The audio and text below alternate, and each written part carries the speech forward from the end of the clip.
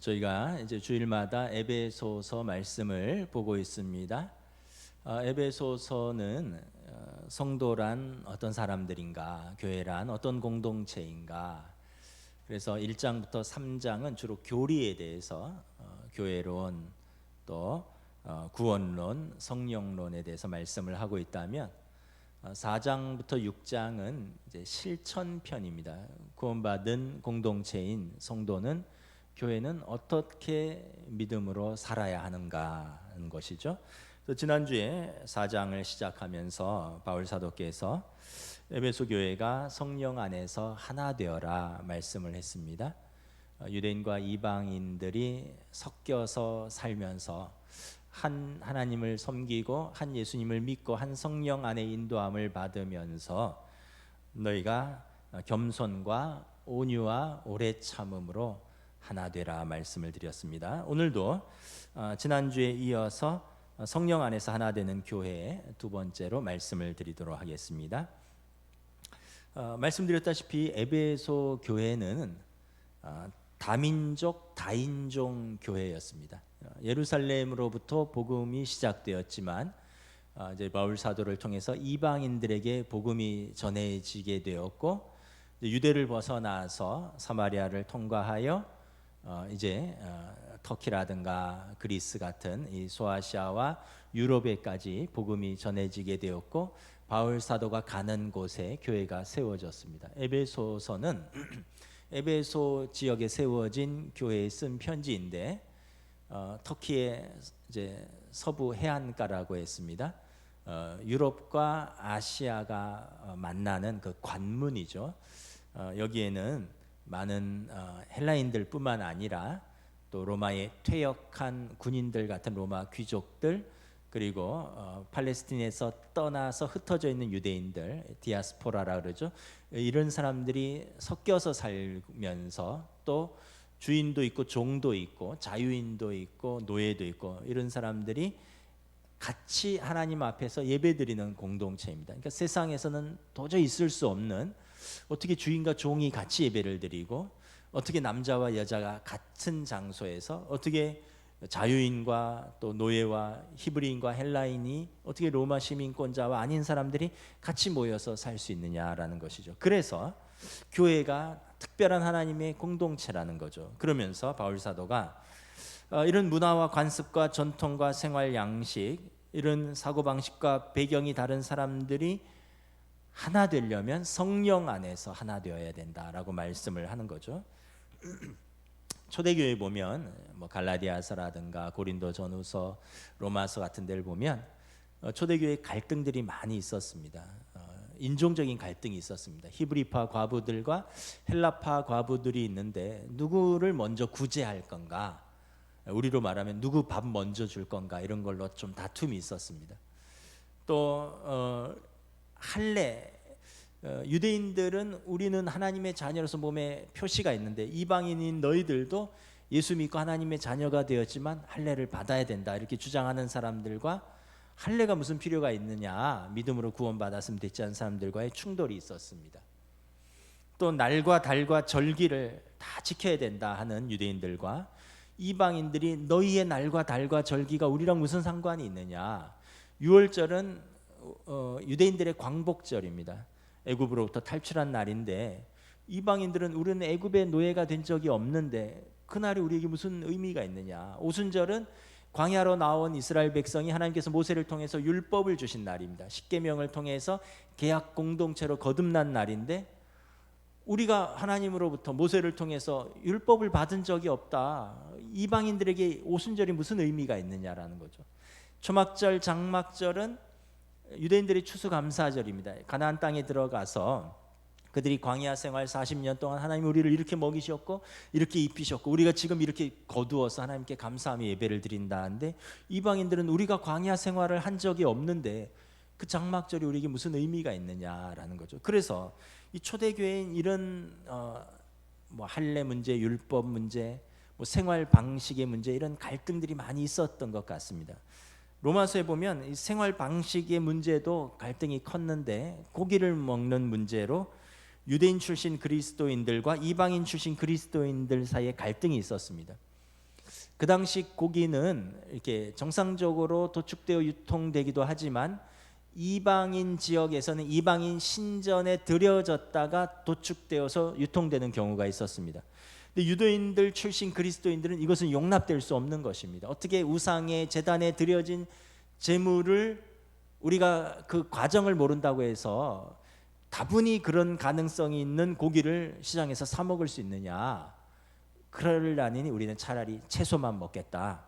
그래서 고기를 먹지 않았습니다. 헬라인 출신 그리스도인들은 뭐 요즘처럼 여러분 고기에 다 뭐 바코드가 있어서 유통 과정이 이제 다 조사되는 것도 아닌데 언제 그런 걸 다 따지느냐? 그냥 하나님이 주신 건 믿음으로 기도하고 감사함으로 먹으면 되는 것 아니냐? 너네 그것도 못 먹느냐? 믿음이 약한 자들아? 유대인들 출신 그리스도인들은 아니 그런 걸 먹느냐? 믿음이 없는 자들아? 헬라인 출신 그리스도인들은 그런 것도 못 먹느냐? 믿음이 약한 자들아? 그래서 로마서 14장 15장에 보면 바울 사도가 2장에 걸쳐서 이 내용을 설명합니다. 그러니까 그 내용이 로마서 16장인데 2장에 걸쳐서 할애했다는 것은 그만큼 심각했다는 거죠. 갈등이. 바울 사도의 결론이 무엇입니까? 먹는 자는 먹지 않는 자를 업신 여기지 말고 먹지 않는 자는 먹는 자를 비판하지 말라. 이는 하나님이 그를 받으셨음이라. 먹는 자도 주를 위하여 먹으니 이는 하나님께 감사함이요 먹지 않는 자도 주를 위하여 먹지 아니하며 하나님께 감사하느니라. 그러므로 우리가 화평의 일과 서로 덕을 세우는 일을 힘쓰나니 음식으로 말미암아 하나님의 사업을 무너지게 하지 말라. 만물이 다 깨끗하되 거리낌으로 먹는 사람에게는 악한 것이라. 하나님의 나라는 먹는 것과 마시는 것이 아니요 오직 성령 안에 있는 의와 평강과 희락이니라. 바울 사도가 볼 땐 참 답답한 거죠. 아니 그 어렵게 신앙생활을 하면서 그 고기 먹느냐 마느냐 이걸로 다투고 믿음이 있니 없니 하니까 그게 뭐가 중요하냐? 하나님의 나라가 먹고 마시는 것이냐? 의와 평강과 희락 아니냐라는 거죠. 근데 먹고 마시는 게 참 중요하긴 하더라고요. 요즘 저희가 교회가 주일날마다 떡도 맞추고 빵도 하는데 떡값이 올랐어요. 그래서 쌀값이 올라고 인건비가 올랐다고 최소임금이 올랐잖아요. 그래갖고 떡을 저희가 2말 100인분을 하는데 2만 원씩 더 내라 그러더라고요. 그래서 뭐 떡도 먹고 빵도 하는데 빵을 또 어제 사러 코스트코에 갔더니 어르신들이 좋아하는 소보레 단팥빵이 이제 안 만든다는 거예요. 제가 큰 충격을 받았어요. 우리 어른들이 소보레 단팥빵을 되게 좋아하는데 이제 그 빵을 안 만든다는 거예요. 그래갖고 어제는 머핀하고 또 초코 머핀, 뭐 건포도 머핀, 또 갈릭 크림 치즈빵, 오늘 3가지 빵이 있습니다. 여러분 취향대로 받아가시면 됩니다. 빵 조금 싸더라고요. 코스트코가 싼지 아니면 밀가루 값은 안 올랐는지. 그래서 이 사면서도 고민이 돼요. 그 먹으면서도 또 여러분들도 목사님 백설기는 텁텁해요. 뭐 또 어떤 분들은 절편은 너무 밋밋해요. 또 어떤 분은 이 여름에 그 인절미는 쉽게 상합니다. 뭐 어떤 분은 빵은 아니고 떡인 것 같습니다. 어떤 분은 떡은 아니고 빵인 것 같습니다. 떡을 주느니 우리는 떡은 안 받아가겠습니다. 뭐 이러고 어른들은 또 아이들만 초코 머핀을 먹느냐, 우리도 머핀 먹을 줄 안다 그래서 오늘은 막 머핀도 사고 막. 근데 초대교회는 그게 그런 문제가 아니라 그 음식이 우상의 제단에서 드려졌을지 모른다는 거죠. 그러니까 이게 얼마나 심각한 문제겠어요. 우리가 여러분 항상 교회는 다양한 사람들이 한 믿음으로 모여서 한 하나님을 섬기며 한 성령님의 인도함을 받는 곳입니다.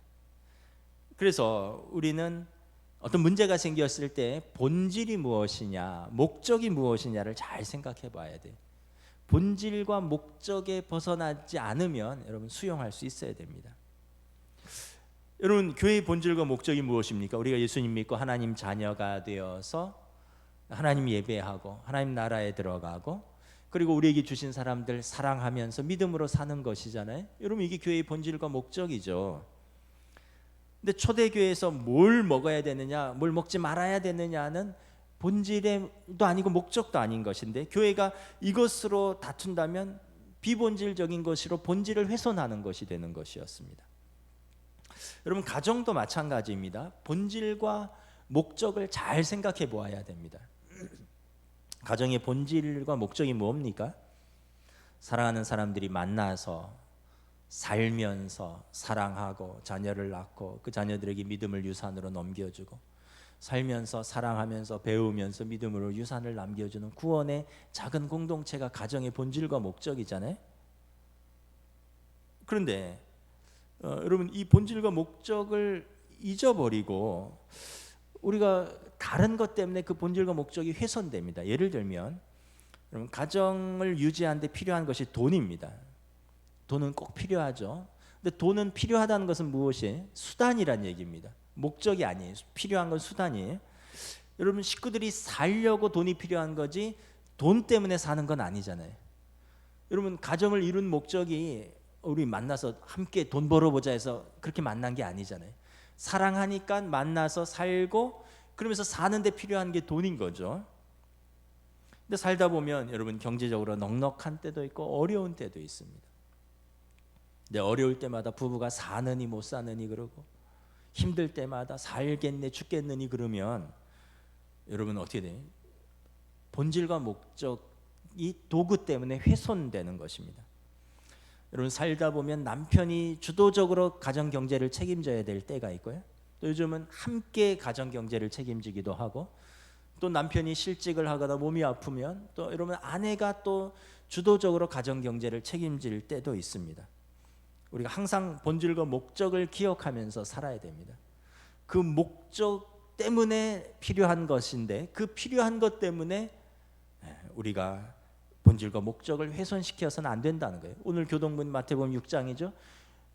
무엇입니까? 너희는 먼저 무엇을 마실까 무엇을 먹을까 염려하지 말아라. 목숨이 음식보다 중하며 몸이 의복보다 중하지 않냐? 근데 너희는 무엇을 먹을까 염려하면서 목숨이 상하고, 무엇을 입을까 염려하면서 몸이 상한다는 거예요. 성경을 잘 보시면 여러분, 생각하여 보라라고 말합니다. 너희가 어찌 의복을 위하여 염려하느냐? 들의 백합화가 어떻게 자라는지 생각해 보라. 어디 먹을 것 때문에 염려하냐? 공중의 새가 어떻게 먹는지 생각하여 보라. 여러분, 신앙생활은 말씀을 생각해 보는 것입니다. 여러분, 그 교회도 항상 존재의 본질과 목적을 잘 생각하면서 공동체 안에서 신앙생활을 하는 것입니다. 그런 면에서 오늘 바울 사도가 16절에서 교회 공동체를 다시 한번 설명합니다. 우리 16절 함께 읽도록 하겠습니다. 시작. 그에게서 온 몸이 각 마디를 통하여 도움을 받음으로 연결되고 결합되어 각 지체의 분량대로 역사하여 그 몸을 자라게 하며 사랑 안에서 스스로 세우느니라. 여러분, 이것이 교회 공동체인 것입니다. 하나님께서 교회 공동체와 또 개개인들에게 주신 은사와 직분들이 있습니다. 먼저 각자에게 은혜로 선물을 주셨다라고 말합니다. 7절 8절 우리 함께 읽도록 하겠습니다. 시작. 우리 각 사람에게 그리스도의 선물의 분량대로 은혜를 주셨나니 그러므로 이르기를 그가 위로 올라가실 때 사로잡혔던 자들을 사로잡으시고 사람들에게 선물을 주셨다 하였도다. 7절에 보면 우리 각 사람에게 분량대로 은혜를 주셨고요. 8절에 이것은 하나님의 선물입니다. 창세기 보면 하나님께서 사람을 하나님의 형상대로 지으시고 보시기에 좋았더라 말씀을 하셨습니다. 보시기에 좋으라고만 사람을 지으신 것이 아니라 사람을 지으신 목적이 있어요. 이 땅을 다스리고 또 경작하고 땅에 충만하라. 그러면서 에베소서 2장 10절에 우리는 그가 만드신 바라 그리스도 예수 안에서 선한 일을 위하여 지으심을 받은 자니 이 일은 하나님이 전에 예비하사 우리로 그 가운데서 행하게 하려 하심이라. 우리가 하나님의 뜻대로 이 세상을 경작하고 다스리고 충만하는 것서 하나님의 선한 뜻대로 살아가는 것이 우리의 지으심의 목적인 것입니다. 그래서 그렇게 살아갈 수 있도록 또 하나님께서 분량대로 우리에게 각자에게 은혜를 주셨다라는 것입니다. 이게 은사입니다.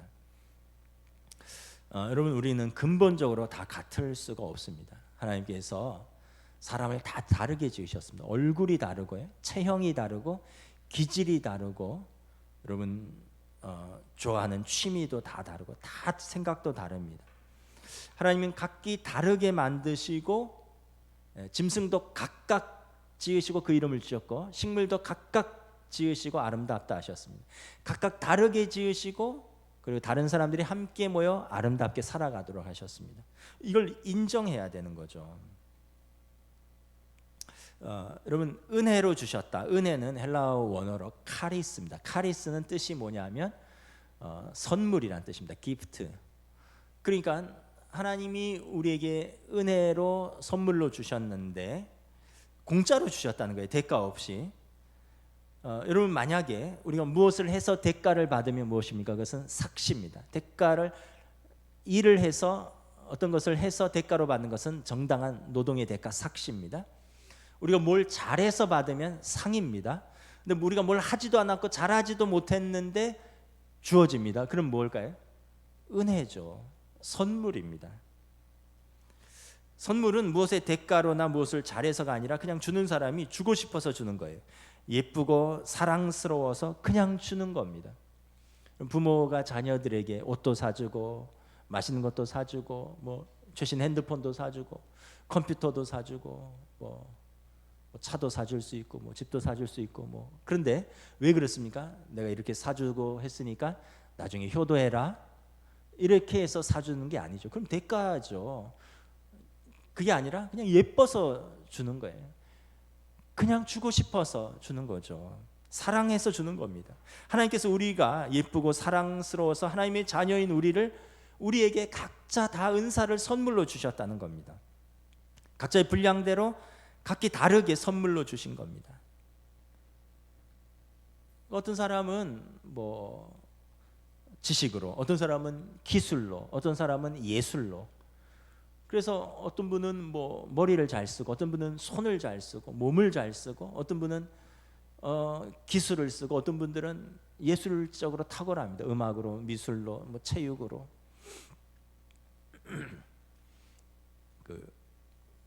우리 민경찬 목사님이 같이 사역을 하는데 일부의 허락을 얻었어요. 신학교 다닐 때 우리 동기 중에서 민경찬 목사님이 제일 음악을 잘했어요. 250명의 동기들이 있는데 뭐 다 알지는 못해요. 이름은 알고 얼굴은 아는데 다 교제할 수는 없어요. 그냥 나이가 비슷한 사람들끼리 또 취미가 맞는 사람들끼리 교제하고 이러는데 민경찬 목사님은 학부 출신이고 저는 일반대 출신이라서 이렇게 반이 좀 1학년 때 다르기도 하고 교제를 잘 못했는데 확실한 것은 악기를 잘하고 음악을 잘하고 그러더라고요. 지금도 기억이 나는데 저녁 무렵에 학교를 이렇게 수업을 마치고 하교하면 그 하루에 피곤이 있잖아요. 저녁에 이렇게 석양이 쫙 물드는데 학교가 좀 약간 높은 곳에 있습니다. 저희는 선지동산이라 그러는데 아차산 그 동산에서 이렇게 하교를 하면 석양이 쫙 물들고 그 저녁에 누가 트럼펫을 부는 거예요. 빰빠바 뭐 노래는 기억이 안 나요. 뭘 불렀는지는. 근데 그 저녁에 모든 피곤이 싹 사라지면서 낭만적이 되는 거예요. 위로와 치유가 싹 밀려오는 거죠. 저녁 석양 노을과 아차산 기슭의 그 청아한 게 울려 퍼지는 음악과 학생들의 지친 몸과 마음이 묘하게 조화를 이루면서 이런 위로와 치유가 되더라고요. 그 사람들은 잘 모르지만 저희 동기들은 알죠. 민경찬이구나. 아까도 말했지만 그 250명이나 되기 때문에 친하지도 않았고 속으로 부럽다, 멋있네 이랬는데 이렇게 나이가 50이 넘어서 만나서 함께 또 사역을 하게 될 줄은 어찌 알았겠습니까? 우리는 여러분 근본적으로 같을 수가 없는 사람들입니다. 서로 다른데 다르기 때문에 아름답고요. 다르기 때문에 조화를 추구하는 거죠. 부부도 같을 수가 없어요. 같으면 밋밋해요. 다르기 때문에 여러분 그러면서 우리가 다른 것이 부딪히면서 성화되는 거죠. 여러분 다른 것을 비판하고 이걸 획일화시키고 이걸 동일화해야 된다면서 힘을 쓰면 폭력입니다. 다른 것을 같게 만들려고 강요하면 갑질입니다. 이것은 창조의 정신에 위배되는 것입니다. 서로 다른 것을 이해하고 수용하고 공존하면서 거기서 아름답게 조화를 이루어갈 수 있어야 되는 것이죠. 교회는 여러분 이것을 가장 잘 연습할 수 있는 곳입니다. 무엇보다 하나님께서 우리에게 주신 최고의 선물은 무엇입니까? 구원의 선물이죠. 에베소서 2장 8절부터 9절에 너희는 그 은혜에 의하여 믿음으로 말미암아 구원을 받았으니 이것은 너희에게서 난 것이 아니요 하나님의 선물이라. 행위에서 난 것이 아니니 이는 누구든지 자랑하지 못하게 하려 함이라. 여러분, 우리가 예수 믿고 구원받아서 하나님의 자녀된 게 우리가 착해서 그렇습니까? 우리가 무슨 대가를 치루었습니까? 우리가 무슨 법을 잘 지켜서 그렇습니까? 아니죠. 값없이 예수 그리스도의 십자가로 말미암아 하나님의 은혜로 값없이 의롭다함을 받은 것입니다. 그래서 우리가 자랑할 것이 없는 거죠. 우리의 행위도 아니고 공로도 아니니까 선물로 받은 것입니다. 그래서 여러분, 우리가 이것을 잘 기억하고 우리는 은혜로 사는 삶이라는 삶을 기억하고 살아야 되는 것입니다. 하나님께서 교회에 또 무엇을 주셨습니까? 직분을 주셨습니다. 우리 11절 함께 봉독하겠습니다. 시작. 그가 어떤 사람은 사도로, 어떤 사람은 선지자로, 어떤 사람은 복음 전하는 자로, 어떤 사람은 목사와 교사로 삼으셨으니. 하나님께서 사도로, 선지자로, 복음 전하는 자로, 목사와 교사로 부르셨다라고 말합니다. 사도는 그 당시에 아주 소수의 예수님의 제자들입니다. 예수님의 직접적인 부르심이 있었고 예수님의 3년 동안의 가르침을 받았고 예수님의 십자가의 죽으심과 그리고 예수님의 부활을 목도하고 이것을 증거할 수 있는 사람이 사도의 자격입니다. 12사도와 그리고 조금 폭을 넓혀서 바울 사도 그리고 예수님의 형제들까지입니다. 선지자는 여러분 구약 시대에 성경이 아직 우리에게 이 완성된 계시, 성경 예수 그리스도가 오시기 전에 선지자들이 하나님의 말씀을 그들에게 위탁하여서 하나님의 말씀을 전하던 특별한 영적 통찰력을 가진 사람들입니다. 구약 시대는 많이 활동했지만 신약 시대 예수 그리스도께서 오시고 성경이 완성되면서 이제 신약 성경에는 선지자라는 이름은 많이 쓰이지 않습니다. 초대교회 보면 안디옥 교회 유다와 실라가 선지자였고 빌립의 네 딸이 선지자라고 기록하고 있습니다. 여러분, 이 시대에 뭐 선지자라고 하는 분들이 많이 있는데 여러분 다 믿지를 마시기를 바랍니다. 영을 분별할 줄 알아야 됩니다. 우리에게는 성경이 주어져 있습니다. 그리고 우리에게 예수 그리스도가 완전한 계시로 오셨습니다. 자꾸 직접적인 계시를 받았다고 하는 사람들을 믿고 그 사람들의 말에 귀를 기울이고 그 사람들에게 쫓아가지 마십시오. 또 복음 전도자는 순례 전도자입니다. 바울과 바나바 같은 분들입니다. 예루살렘 교회 7지사 중에 한 명인 빌립도 복음 전도자였죠. 그래서 교회를 세우고 또 옮기고 그곳에서 복음을 전하고 교회가 세워지면 옮기고 오늘날 선교사 같은 분들입니다. 그리고 목사와 교사가 있습니다. 이것은 한 직분입니다. 원어에 보면 목사 그리고 교사, 즉 교사 이렇게 되어 있습니다. 하나의 관사이고 연결되어 있습니다. 목사 즉 교사를 주셨다. 그러니까 복음 전도자가 선교사라면 목사는 한 교회에 머무르면서 교회를 치리하고 성도들을 영적인 꼴을 먹이는 목회자인 것입니다. 11절에 보면 목사 교사는 즉 목사에게는 특별히 요구되는 은사는 가르침입니다. 그래서 말씀을 전하는 것이 목사에게 가장 중요한 은사입니다. 초대교회에서 가르칠 줄 모르는 자는 목사가 될 수 없었고 또 목회자 경험을 통해서 올바로 또 가르칠 수 있는 것입니다. 초대교회 보면 디모데와 아볼로 같은 사람들이 목사입니다. 직분은 더 귀하고 덜 귀하고의 차이가 아닙니다. 하나님이 각자의 은사에 따라서 각자를 부르셨습니다. 다 사도가 될 수 없습니다. 아까 말씀드렸다시피 사도는 예수님이 직접 부르셨고 예수님과 3년을 동고동락하고 예수님의 십자가와 부활을 목도한 사람만 사도입니다. 다 선교사가 될 수 없습니다. 사도행전에 보면 바나바의 조카 마가가 바울과 바나바를 따라 나섰다가 선교 현장이 너무 힘들어서 그냥 철수해 버렸습니다. 마가는 이후에 베드로의 제자로서 마가복음을 기록한 성경의 저자였지만 선교사의 자질은 부족했던 것이죠. 선교사는 적성에 맞지 않았던 것입니다. 다 목사가 될 수는 없습니다. 바울 사도는 탁월한 복음 전도였지만 그의 부르심은 한 지역 교회에 머무르면서 성도들을 섬기는 것이 아니라 그는 시리아와 터키와 그리스와 이런 초대교회의 그 소아시아와 유럽을 다니면서 교회를 세우고 복음을 전하는 선교사였습니다. 탁월한 교회 개척자였습니다. 여러분, 오늘날 교회도 이렇게 많은 직분이 있습니다. 우리 교회는 장로교회입니다. 장로교회는 대의민주주의제입니다. 대의민주주의제는 뭐냐 하면 온 회중이 다 참여해서 교회의 크고 작은 일을 다 결정하는 것은 회중교회라 그러는데 침례교회입니다. 근데 장로교회는 교회의 크고 작은 일들을 교회의 대표들을 뽑아서 그분들에게 위임하는 것입니다. 이제 이분들이 장로들입니다. 교회 성도들의 3분의 2의 신임을 받아서 그분들에게 교회의 중요한 크고 작은 일들을 위임하는 장로회를 채택을 하는 것입니다. 장로에는 두 종류의 장로가 있습니다. 목사가 장로입니다. 목사는 장로에 속한 장로인데 가르치는 직분과 치리하는 직분을 같이 갖고 있습니다. 티칭 엘더이면서 동시에 룰링 엘더입니다. 그래서 목사의 직분은 목사는 즉 교사다라는 표현을 쓰고 있는 것입니다. 또 우리가 알고 있는 장로님들은 치리하는 장로입니다. 룰링 엘더입니다. 신학을 하지 않았기 때문에 가르치지는 않지만 성경 말씀대로 교회의 질서와 치리를 감당하는 분들입니다.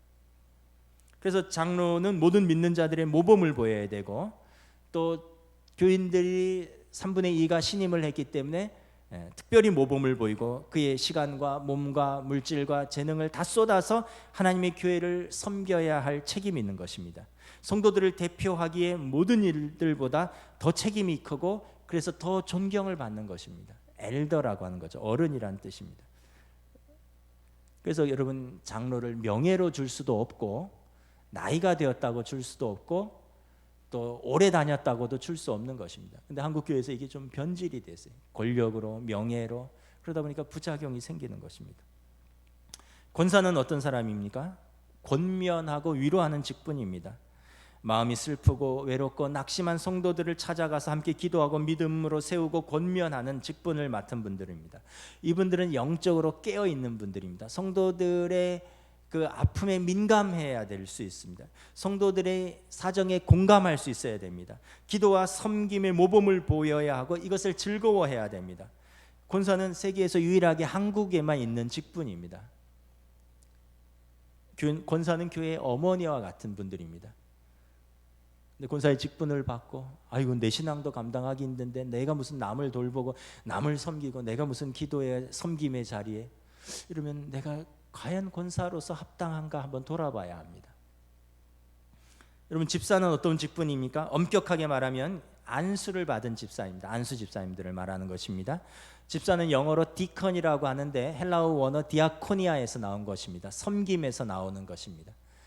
원래 의미가 먼지를 떠는 자다라는 의미가 있습니다. 교회 구석구석에 먼지를 떠는 것입니다.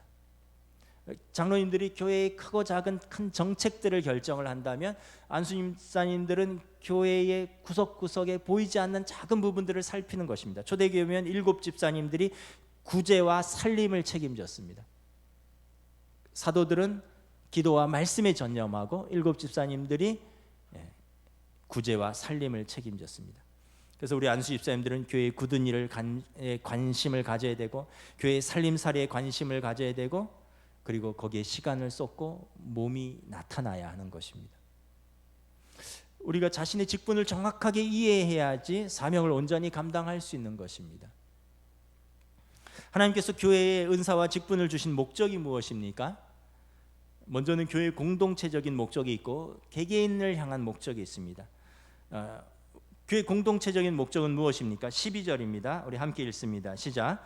이는 성도를 온전하게 하여 봉사의 일을 하게 하며 그리스도의 몸을 세우려 하심이라. 교회 공동체를 은사와 직분을 주심은 그리스도의 몸 교회를 온전히 세우기 위해서라는 것입니다.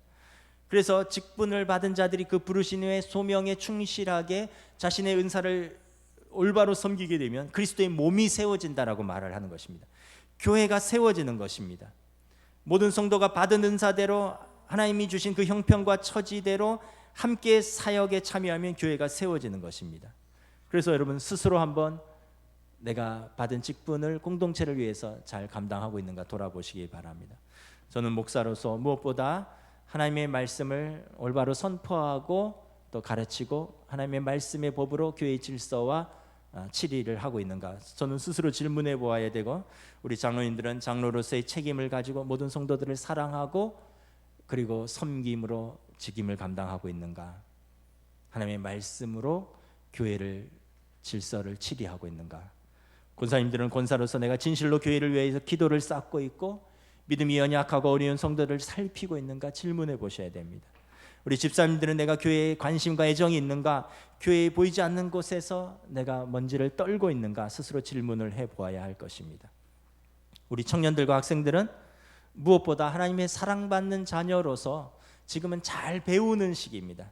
내가 예배를 통해서 온전히 배우고 성장하고 마음에 하나님의 법을 새기고 있으며, 그래서 그리스도의 선한 일꾼으로 내가 준비되고 있는가, 성장하고 있는가 스스로 질문을 해보아야 할 것입니다. 자, 성도에게 교회에 여러분 또 은사와 직분을 주신 개개인에게 주신 이유는 무엇입니까? 우리 13절부터 15절 교독하겠습니다. 우리가 다 하나님의 아들을 믿는 것과 아는 일에 하나가 되어 온전한 사람을 이루어 그리스도의 장성한 분량이 충만한 데까지 이르리니,